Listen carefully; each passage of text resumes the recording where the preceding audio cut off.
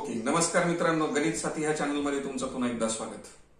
इयत्ता 8वी गणित विषयाचं आपण 12वं प्रकरण म्हणजेच एक चल समीकरणे हे प्रकरण सुरू केलेलं आहे. या प्रकरणामधला जो सराव संच 12.1 आहे त्याचे 3 व्हिडिओ आपण आधी घेतलेले आहेत. आज आपण सराव संच 12.2 मधील पहिल्या व्हिडिओला सुरुवात करणार आहोत. सराव संच 12.2 हा शाब्दिक उदाहरणांचा सराव संच आहे मित्रांनो. या ठिकाणी तुम्हाला दिलेली माहिती आपण गणिती रूपात मांडून त्याच्यापासून समीकरण तयार करणार आणि मग नंतर आपण समीकरण सोडवणार आहोत. चला तर आपण पहिल्या उदाहरणाला या ठिकाणी सुरुवात करूया. ओके मित्रांनो, गणिताचं अतिशय महत्वाचं प्रकरण एक चल समीकरण. एक चल समीकरणामध्ये सराव संच 12.1 यामध्ये आपण भरपूर उदाहरणं सोडवलीत. आज आपण सराव संच 12.2 मध्ये शाब्दिक उदाहरणांकडे जाणार आहोत. आता शाब्दिक उदाहरणांमध्ये काय असतं लक्षात घ्या. दिलेली जी माहिती असेल ती माहिती आपण गणिती रूपांतर करायची. थोडक्यात काय, दिलेल्या माहितीचं गणिती रूपांतर करणे म्हणजे समीकरणात रूपांतर करायचं आणि ते समीकरण आपल्याला पुढे सोडवायचं आहे. तर आपण प्रत्यक्षात सराव संच 12.2 मधलं पहिलं उदाहरण या ठिकाणी बघूया. आईचे वय मुलाच्या वयापेक्षा 25 वर्षांनी जास्त आहे. ह्या पहिल्या ओळीचा अर्थ लक्षात घ्या मित्रांनो. आई ही मुलापेक्षा किती वर्षांनी मोठी आहे? 25 वर्षांनी मोठी आहे. परंतु ह्या ठिकाणी आपल्याला मुलाचंच वय आज माहित नाही आणि म्हणून आपल्याला सुरुवातीला मुलाचं वय मानावं लागेल आणि म्हणून मी ह्या ठिकाणी लिहून ठेवलेलं बघा, मुलाचे आजचे वय किती मानायचं. तर या ठिकाणी आपण x वर्ष मानूया. मुलाचं वय x वर्ष मानलं मित्रांनो. त्याच्यानंतर ह्या ओळीचा अर्थ लक्षात घ्या. आई मुलापेक्षा 25 वर्षांनी मोठी आहे किंवा जास्त आहे. मग जास्त आहे असं म्हणायचं असेल तर आपण काय करणार, मुलाचं आजचं वय तुमचं x आहे, त्याच्यामध्ये अधिक 25 मिळवले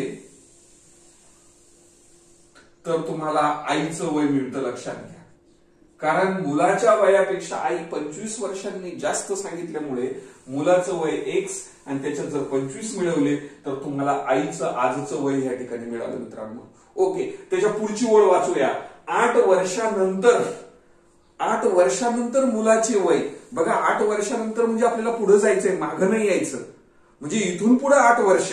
आज ह्या क्षणाला जर तो x वर्षाचा असेल तर इथून पुढे 8 वर्षानंतर म्हणजे त्याच्यामध्ये तुम्हाला 8 वर्ष मिळवावे लागतील आणि म्हणून खाली लिहिलं मी 8 वर्षानंतर मुलाचे वय.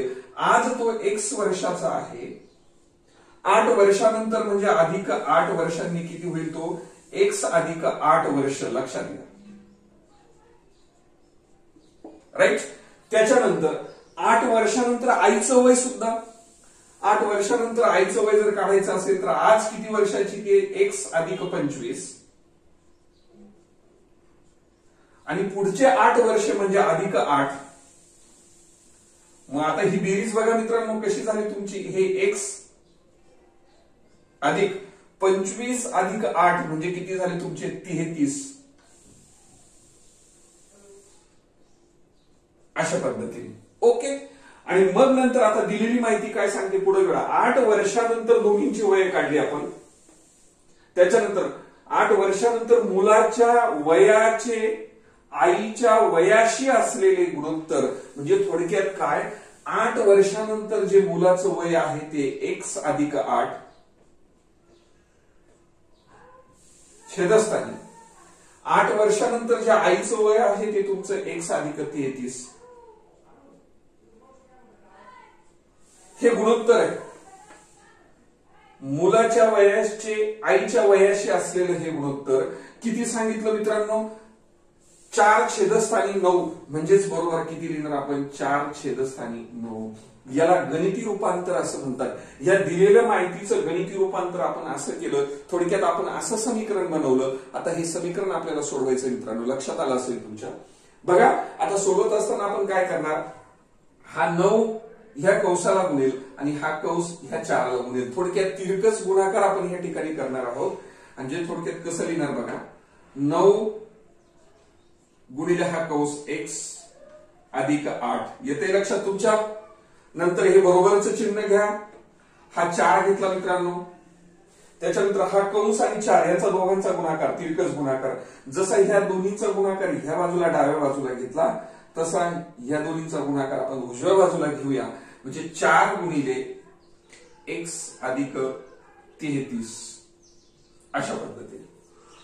पुढे जाऊन काय लिहिणार बघा, बरोबर 9 ने x ला गुणलं 9x अधिक 9 8 72, नंतर 4 ला गुणा x ला 4 गुणिले x, 4x कंस सोडवतोय आपण, लक्षात घ्या 4 गुणिले x 4x, नंतर 4 ने 33 ला गुणायचं अधिक बघा 4 त्रिक 12, 12शी 2 बाजूला लिहितो थोडस, 4 त्रिक 12, 12शी 2 हातच्या आला 1, पुन्हा 4 त्रिक 12 हातच्याचा 1 13, म्हणजे किती आले मित्रांनो 132. 9x अधिक 72 बरोबर 4x अधिक 32 असं मिळाल्यानंतर आता हे समीकरण मी पुढे ह्या ठिकाणी लिहितो बघा, बरोबर डाव्या बाजूचे 9x जसेच्या तसे मित्रांनो या ठिकाणी. त्याच्यानंतर उजव्या बाजूला असलेले 4x तुम्ही डाव्या बाजूला आणा. इकडे घेत असताना पलीकडचं पद अलीकडे आणत असताना त्याचं चिन्ह बदलून येईल आणि म्हणून ते किती होतील वजा 4x.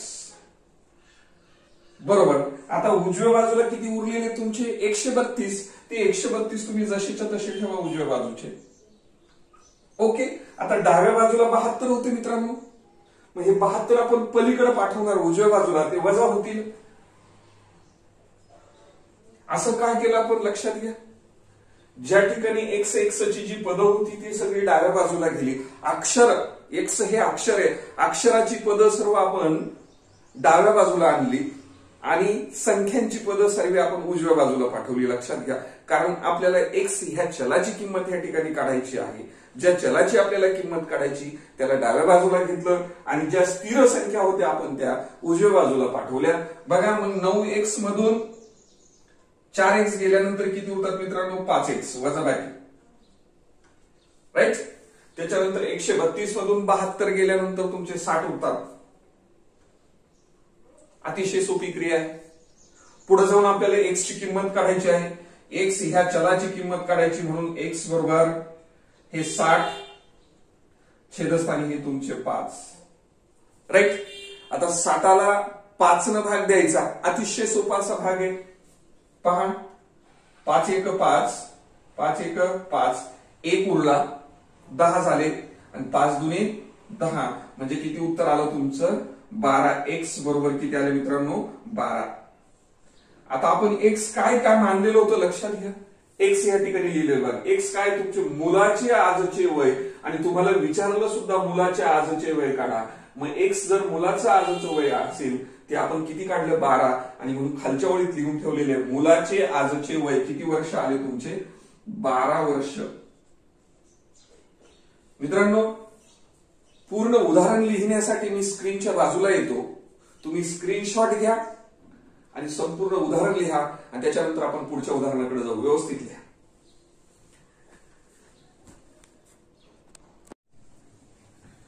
ओके मित्रांनो, 2 नंबरचं उदाहरण बघूया पुन्हा एकदा आपण. एका अपूर्णांकाचा छेद अंशापेक्षा 12 ने मोठा आहे.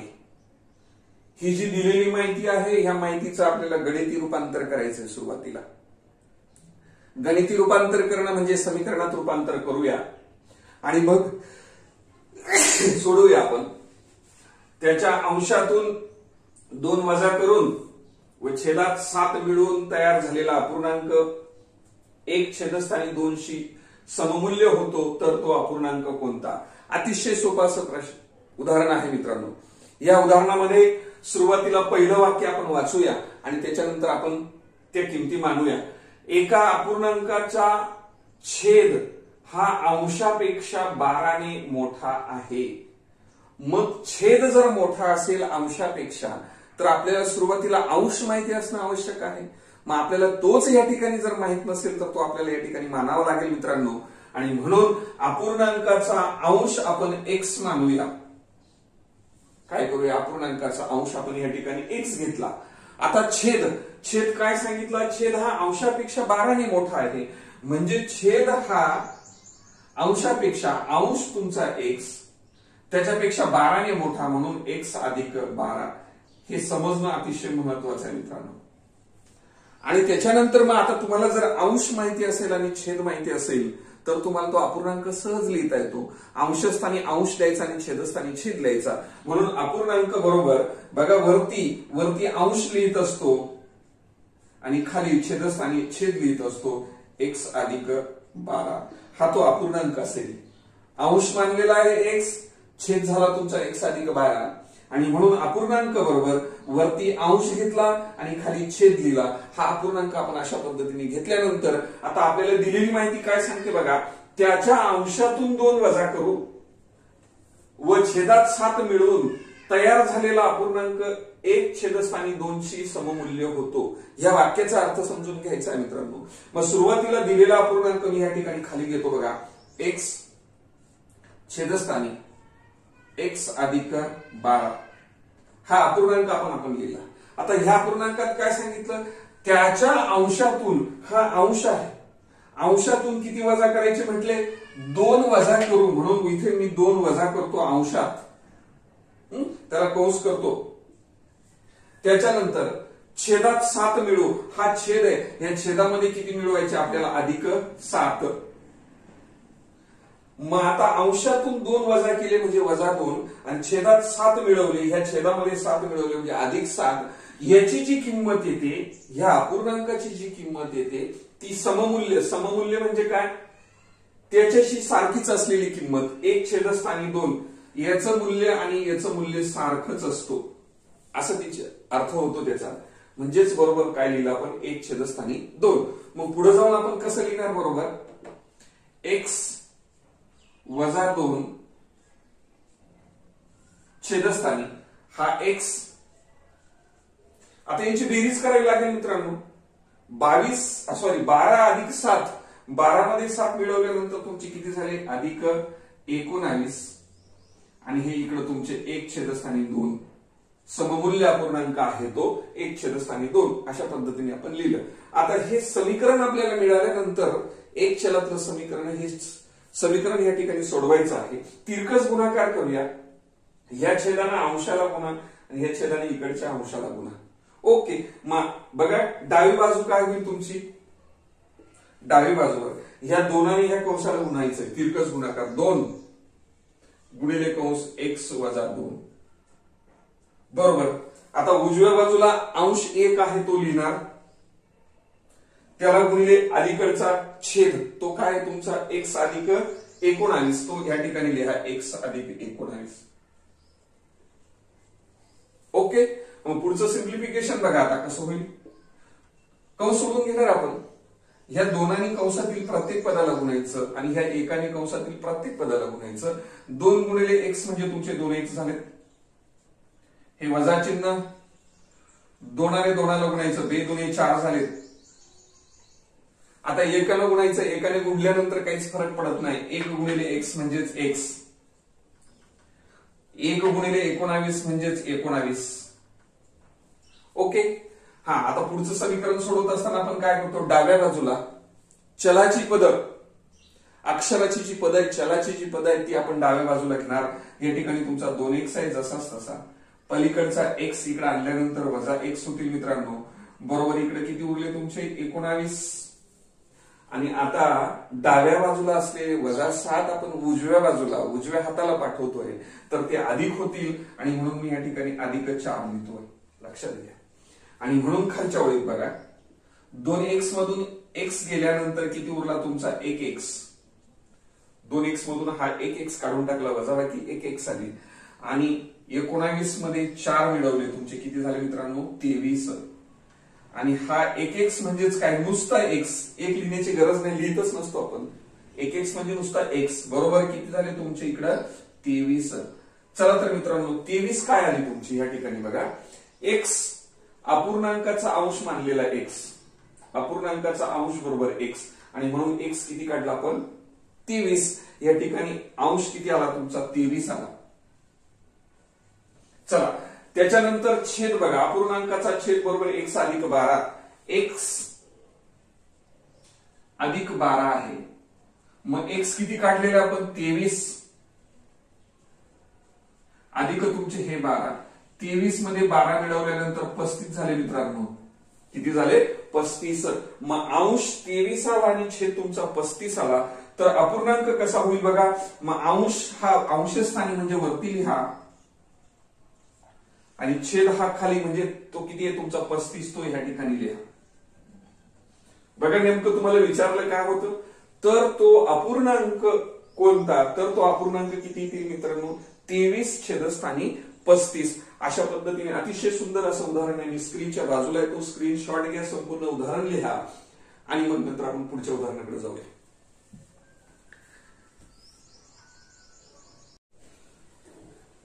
ओके मित्रांनो, ह्याच सराव संचातलं तिसरं उदाहरण आपण या ठिकाणी बघूया.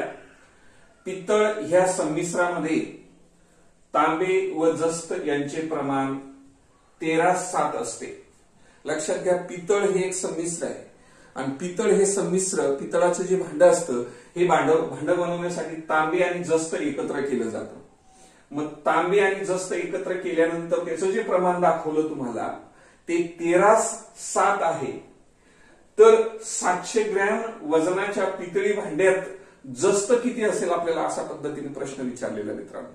बघा मग तांब्याचं भांड बनवायचं आहे. मग तांब्याच्या भांड्यामध्ये पितळाच्या भांड्यामध्ये तांब आणि जस्त यांचं प्रमाण आपल्याला दिलेलं आहे मित्रांनो. ज्यावेळेस गुणोत्तर दिलेलं असतं ना त्या गुणोत्तरामध्ये सुरुवातीला तुम्हाला समान पट विचारात घ्यावा लागतो, कारण त्या तुमच्या किमती नसतात, त्या किमतींचं गुणोत्तर तुम्हाला दिलेलं असतं.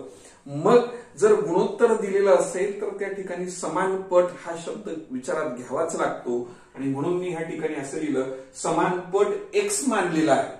समान पट जर एक्स असेल तर सुरुवातीला तुम्हाला तांब्याचं वजन काढायचं असेल तर तांब्याचं वजन त्याचं जे गुणोत्तर दिलेलं आहे 13, याचा अर्थ तांब्याचं वजन हे जे 13 आहे हे 13 त्याला गुणिले हे जे समान पट आहे एक्स तो लावायचा. एवढं वजन तांब्याचं असेल. राईट. त्याच्यानंतर जस्ताचं प्रमाण सांगताना 7 सांगितलेलं आहे आणि म्हणून त्याचं जस्ताचं वजन किती असेल मित्रांनो 7 गुणिले हा तुमचा समानपट एक्स अशा पद्धतीने घ्यायचं. आता हे दोन्ही वजन तुम्हाला मिळाले. तांब्याचं वजन 13x ग्रॅम आहे, जस्ताचं वजन 7x ग्रॅम आहे आणि दोन्ही ज्या वेळेस एकत्र करतो त्यावेळेस त्या भांड्याचं वजन किती झालं माहितीये 700 ग्रॅम. म्हणजेच काय 13x इथं लिहितो वाटलं असतं 13x त्याच्यामध्ये जस्ताचं प्रमाण 7x वजन, दोन्ही वजन एकत्र करून जे भांड तयार झालं त्या भांड्याचं वजन आहे 700 ग्रॅम. अशा पद्धतीने आपण या ठिकाणी गणिती रूपांतर केलेलं आहे. गणिती रूपांतर केलं म्हणजे आपण अशा पद्धतीने समीकरण बनवलं. आता हे समीकरण सोडवायचं अतिशय सोपा भाग आहे मित्रांनो. चला तर सरळ फक्त आता बेरीज करायची तुम्हाला. 13 मध्ये 7 मिळवल्यानंतर तुमचे 20 झालेत 20x बरोबर तुमचे 700 जसेच्या तसे. आणि पुढे जाऊन तुम्ही बरोबर असं लिहिणार x बरोबर हे 700 छेदस्थानी तुम्हाला 20 करावे लागतील मित्रांनो. राईट. पहा या ठिकाणी तुमचा हा शून्य कटला, हा शून्य कटला. आता झाले 70 छेदस्थानी 2. 70 ला 2 ने भागायचं. 70 ला 2 ने भागणे म्हणजे अतिशय सोपी क्रिया आहे. 35 येईल तो भागाकार आहे की नाही. आणि म्हणून x बरोबर किती झाले तुमचे या ठिकाणी 35. x 35 आला म्हणजे x काय तुमचं समानपट आहे तो 35 आला. तुम्हाला फक्त जस्ताचं प्रमाण किती असेल असं विचारलं. आपण दोन्ही लिहूया, तांब्याचंही वजन काढूया आणि जस्ताचंही वजन काढूया. मग तांब्याच्या वजनासाठी आपण 13x असा शब्द घेतलेला आहे. 13 गुणिले x आत्ताच काढला 35, तो 35 आपण या ठिकाणी घेऊया. हा गुणाकार बघा मित्रांनो. आता 13 गुणिले 35 करायचे. 13 5 65 ची 5 हातच्या आला 6, 13 त्रिक 39, 39 आणि हातच्या 6 45 म्हणजे 455 ग्रॅम हे तांब्याचं प्रमाण आहे. त्याच वेळेस इथे ग्रॅम शब्द खूप महत्वाचा आहे. किती 455 ग्रॅम लक्षात घ्या. त्याच वेळेस तुम्हाला जस्ताचं वजन काढायचं. जस्त किती सांगितलं 7x. बघा मग हा 7x म्हणजे 7 गुणिले एक्स. एक्स किती काढला आता? 35 काढला. तो 35 आपण या ठिकाणी ठेवूया. आता यांचा गुणाकार बघा. 7 5 35, 35 शी 5 हातच्या आला 3, 7 त्रिक 21 आणि हातच्याचे 3, 21 आणि 3 किती झाले? 24. 245 ग्रॅम हे जस्ताचं वजन आहे. नाही आपल्याला नेमकं तेच विचारलं, त्या वजनाच्या पितळेच्या भांड्यात जस्त किती असेल? तर 245 ग्रॅम वजनाचा जस्त असेल. अशा पद्धतीने अतिशय सुंदर आणि सोपं उदाहरण आहे मित्रांनो. उदाहरण व्यवस्थित लिहा. मी स्क्रीनच्या बाजूला आलो. स्क्रीनशॉट घ्या आणि मग नंतर उदाहरण लिहा. लगेच पुढच्या उदाहरणाकडे आपण जाऊया.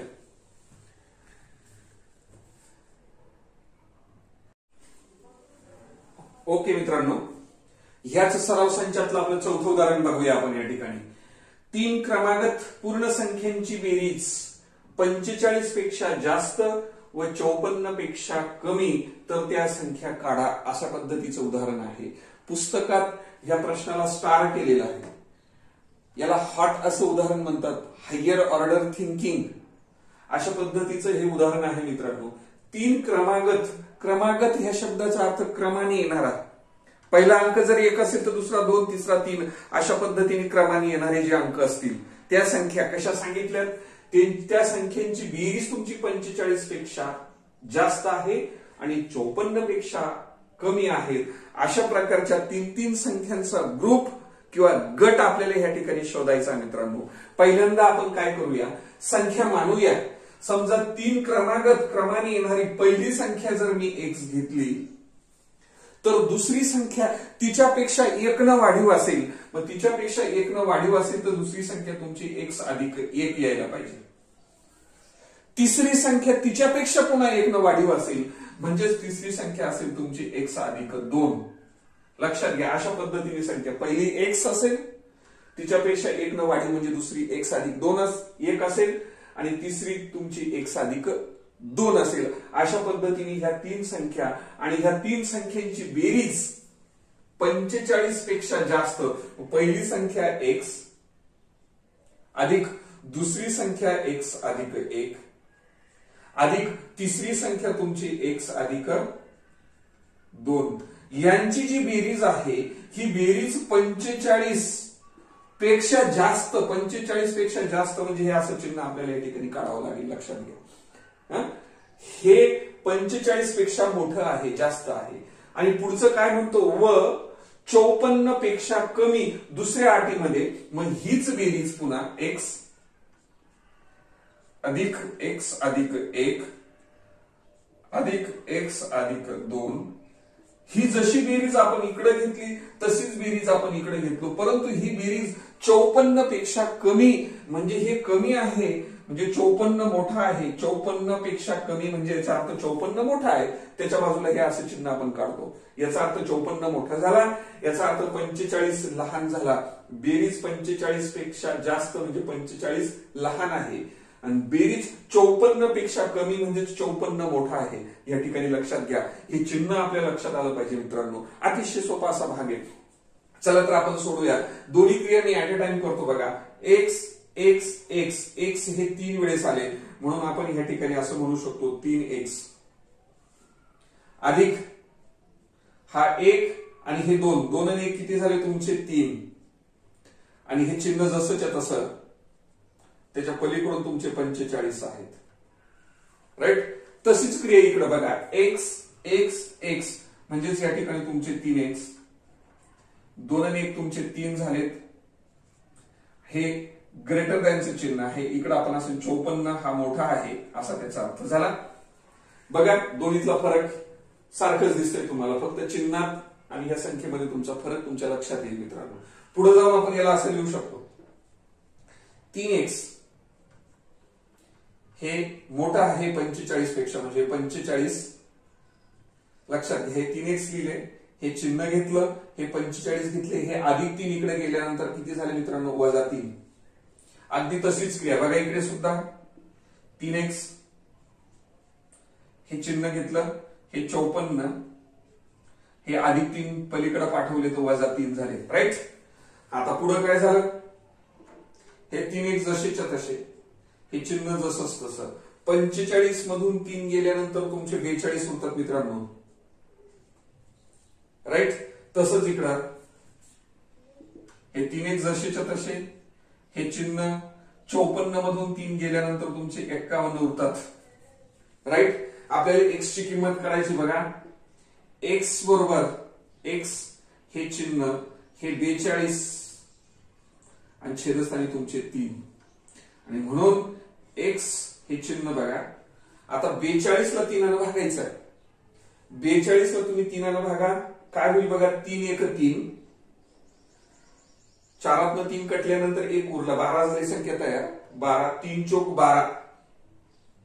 तुम्हाला माहिती 14 त्रिक 42च होतात. म्हणजेच या ठिकाणी भागाकार 42 ला जर 3 भाग दिला तर भागाकार आला तुमचा 14. ओके. आता बघा कोण मोठा या ठिकाणी. एक्स हा 14 पेक्षा मोठा आहे. म्हणजे एक्स म्हणजे काय. तुमची पहिली संख्या. पहिली संख्या ही 14 पेक्षा मोठी. 14 पेक्षा मोठी म्हणजेच काय 15 येईल मग ती. मग या ठिकाणी बघा तर त्या 3 संख्यांमध्ये कशी पहिली संख्या मग 15 यायला पाहिजे. लक्षात घ्या. एक्स हा 14 पेक्षा मोठा याचा अर्थ तो काय तुमची पहिली संख्या 15 यायला पाहिजे. मोठी म्हणजे 14 नाही घेता आपण 15 घेणार. दुसरी संख्या तिच्यापेक्षा 1 न मोठी. 15 पेक्षा 1 न मोठी म्हणजे दुसरी संख्या 16 येईल. तिसरी संख्या तिच्यापेक्षा अजून 1 न मोठी म्हणजे ती संख्या तुमची 17 येईल. मग ते 3 क्रमांकात संख्या कशा येतील 15 16 17. केव्हा जेव्हा त्यांची बेरीज 45 पेक्षा जास्त असेल तर अशा पद्धतीने त्या संख्या येतील. अगदी तशीच क्रिया आता इकडे जाणार आपण. बघा हे सोडवत आलो होतो आपण या ठिकाणी. एक्स हे चिन्ह जसंच्या तसं हे 51 छेदस्थानी हे तुमचे 3 आहेत. ओके. पुन्हा एक्स बरोबर हे चिन्ह जसंच तसं. आता 3 भाग द्यायचा. हे बघा 3 एक 3, खाली उरले 2 झाले 21. 3 7 21. याचा अर्थ एक्स हा 17 पेक्षा लहान. 17 मोठा आहे असा अर्थ झाला. मग एक्स ची किंमत ही 17 पेक्षा लहान. मग 17 पेक्षा लहान एक्स ची किंमत म्हणजे काय घ्यावी लागेल मित्रांनो. 17 पेक्षा लहान 16 घ्यावी लागेल आपल्याला. म्हणून त्या 3 क्रमांकात संख्यांपैकी पहिली संख्या तुम्हाला 16 घ्यावी लागेल. कारण ती 17 पेक्षा लहान म्हटल्यावर ती 16 आपल्याला ती घ्यावी लागेल. ती 16 आली. आता तिच्यापेक्षा पुढची 1 ने मोठी असते 2 नंबरची. 2 नंबरची कारण 1 मिळवतो ना आपण त्याच्यात. म्हणजे 16 मध्ये 1 मिळवला तर किती झाले तुमचे 17. त्याच्यानंतर तिसरी संख्या त्याच्यापेक्षा 2 न मोठी म्हणजे 16 मध्ये 2 मिळवले तर पुढची संख्या काय झाली तुमची 18. मग अशा पद्धतीने त्या 3 क्रमांकात संख्या आहेत. लक्षात ठेवा. उदाहरण अतिशय सोपं होतं. पूर्ण संख्यांची बेरीज 45 पेक्षा जास्त 45 पेक्षा जास्त असेल तर ह्या संख्या येतील तुमच्या 15 16 17. व 54 पेक्षा कमी 54 पेक्षा कमी जर असेल तर ह्या संख्या येतील. बेरीज करून बघा. यांची बेरीज तुमची 54 पेक्षा कमी येते आणि यांची बेरीज करून बघा. यांची बेरीज तुमची 45 पेक्षा जास्त येते. म्हणून अशा पद्धतीचे उदाहरण आहे ते. मी थोडस बाजूला येतो. तुम्ही स्क्रीनशॉट घ्या. उदाहरण व्यवस्थित लिहा आणि मग नंतर पुढच्या उदाहरणाकडे जाऊया.